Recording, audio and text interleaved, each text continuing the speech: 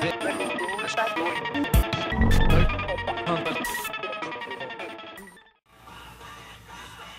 hello everyone, thank you for joining us. This is Elliott Serrano of the Comix Waiting Room and the Chicago Red Eye coming to you again from Dreamline Comics in Schaumburg, Illinois. And today I have a real special guest, Jeff Zwirek, independent comic book writer, artist, and publisher. Yes. Right? Yeah? Yeah, the trifecta, the hat trick. The hat trick, the trifecta. Are you a hockey fan? No. No hockey? Okay, well, there you go with the hat trick. There goes hat tricks. And today we have a very special edition of the Comic Culture Warrior. Today I'm going to be talking to Jeff a little bit about his comic career, things that he's been doing, and then we'll see, if I can get him to divulge something personal that the Witness Protection Program won't let him talk about. Really? You're going to have to wring it out of me. How's that working, though? Well, no? Gotta keep my head on a swivel. Head on a swivel? Yeah. Living next door to Ray Liotta, Oh. So anyway, for those of you who don't know Jeff, you're an independent creator. That's right. And you do a comic book called Burning Building Comics, is that correct? Right. Why don't you tell us about it? Burning Building Comics is a mini comic, it's self-published. It's there's 5 issues of it, and each issue tells 2 stories of the trapped tenants in a building that's on fire. Okay. So all 5 issues tell the entire story of all the tenants in the one building. Okay. So what happens when a fire starts and how those different people react to the fire starting. It's all pantomime, told silently. There's no dialogue whatsoever. No. Any captioning or anything like that?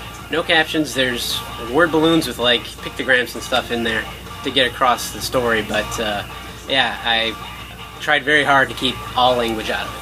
What made you think that you wanted to keep language out of the book as opposed to, having them talk? I think, first of all, it was a challenge I wanted to try, just because that kind of thing is just going to help the storytelling, and that's something you always try to work on as an artist, and comic artist especially, is getting the storytelling across, and to be able to tell a story with somebody being able to read it without having to read any dialogue or explanation or captions or anything like that, helps to get the acting of the characters down and all that kind of thing. So probably just as much an exercise as anything, but just for the tone, that's kind of the tone I wanted. I wanted it to have a feeling, and most of it really is kind of instinctual character things that people do, and I felt like, I could have probably used dialogue a couple places to make things a little more clear, but a lot of times it wasn't even needed. I mean, especially when I had characters that weren't interacting with other characters. Right. If they were alone,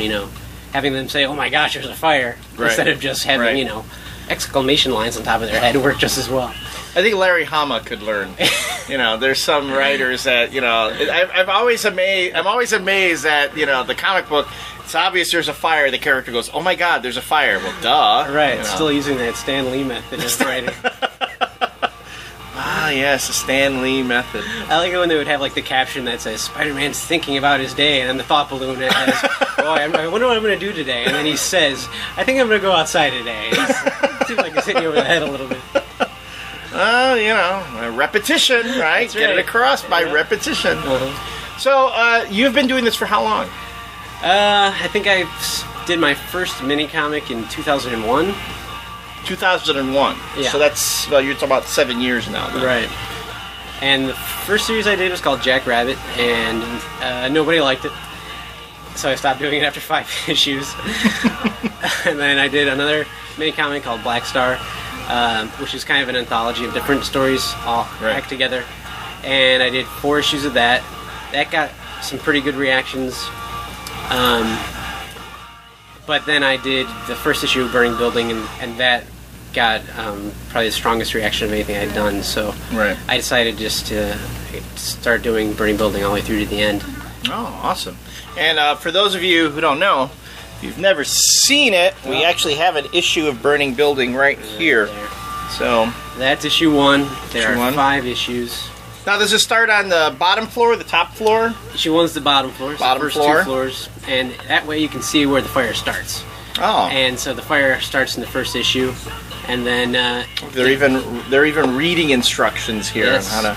Because it's a little different than a normal comic. Right. Because normally you go on the top 2 panels and you cut back to the left and read across. Right. This series, you read straight across once, and then you go down to the upper panel, or actually you read the bottom floor first, and then you go to the upper floor and you read all the way across. So right. you gotta go back to the beginning at the end of the first story.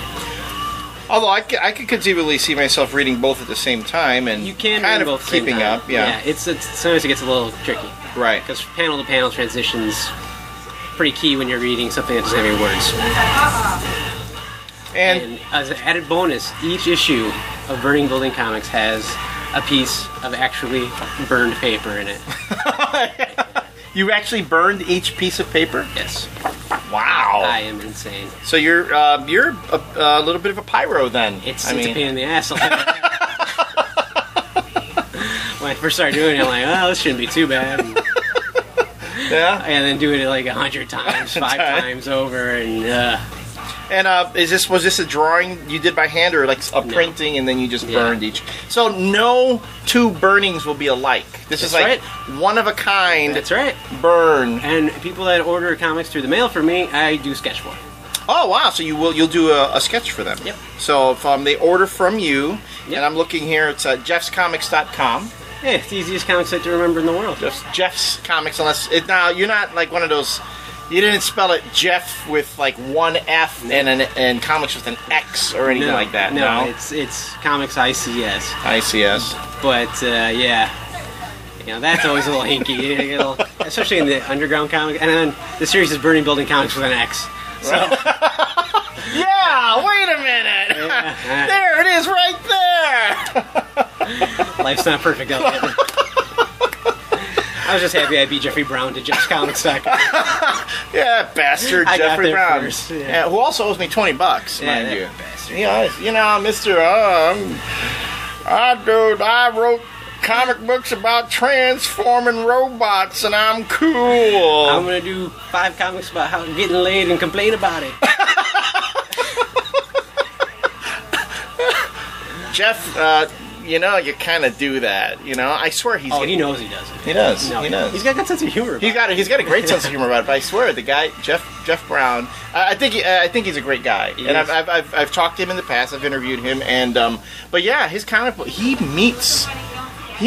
according to his comics, he meets a lot of women, and he got a lot. I mean, he's in a relationship now, so he's not doing anything. Right.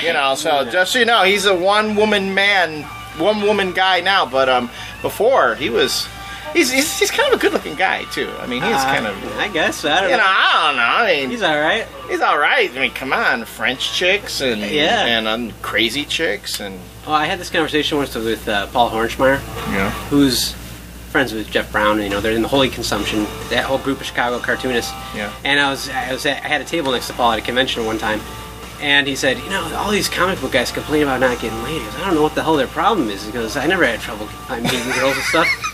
And I'm looking at him, and he's a handsome guy. He's also in a rock band. He's got like 4 books that he's already published by the age of 30. Yeah. Gee, what a shock! He's not having any trouble getting women. Yeah. Meanwhile, Robert Crumb's complaining about it. Oh, look at Robert Crumb!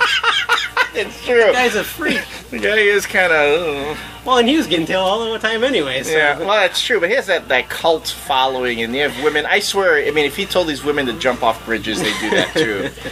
Mike Allred is another guy that drives me nuts. How so? But okay, first this guy has that same thing. First, he's a comic creator. He does anything he feels like. Designs comic book covers. Has Madman, which is a kick-ass book. Right. And the guy's. I mean, he's like the George Clooney of comics. He's a really good-looking guy. He does look like a model. He does. Yeah. And he's got that deep baritone voice when he talks to you. So, look, I'm straight, and even I was turned on by the guy, when he talked to me. Well, wasn't he, in TV or something before he got into comics? Did TV, and then he did, again, does album covers. So, he's been in those circles. I think he had a band, too. He has he does like he did the Red Rocket 7 thing. Yeah, all that stuff. So, I mean, the guy that's kind of... And he's a Mormon. He's got everything. Damn.